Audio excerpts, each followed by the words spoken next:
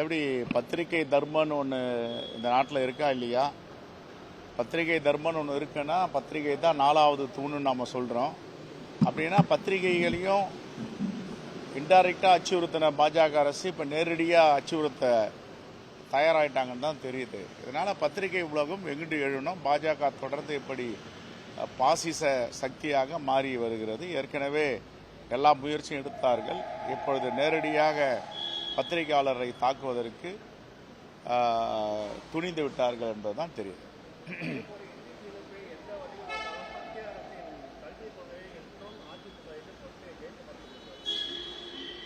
அது எப்படி எதிர்க்க போறாங்கன்னு பொறுத்திருந்து தான் பார்க்கணும். புதிய கல்விக் கொள்கையாகட்டும், இந்த PMஸ்ரீ திட்டமாகட்டும், இதில் தமிழ்நாடு அரசு, தமிழ்நாடு மாண்புமிகு முதலமைச்சர் அவர்கள் ரொம்ப தெளிவாக இருக்காரு.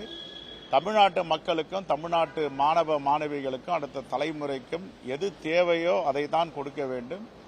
இந்த புதிய கல்விக் கொள்கை PMஸ்ரீ மூலமாக குலக்கல்வி திட்டங்களை மீண்டும் நடைமுறைப்படுத்த பாஜக, RSS போன்ற இயக்கங்கள் முயற்சி செய்கிறது. இதை வன்மையாக கண்டிக்கிறோம்.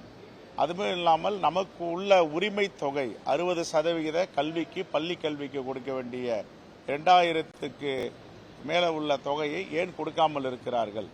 கேட்டால் நிபந்தனை விதிக்கிறார்கள். மும்மொழி திட்டத்தை ஏற்றுக்கொள்ள வேண்டும் என்று. இவர்கள் யார் சொல்வதற்கு? ஏற்கனவே ஜவஹர்லால் நேரு காலத்தில் இருமொழி கொள்கை போதும் என்று அரசு ஆணை பிறப்பித்திருக்கிறது. இதை ஏன் இவர்கள் மும்மொழி கொள்கையை மாற்ற துடிக்கிறார்கள் என்பது எல்லோருக்கும் தெரியும்.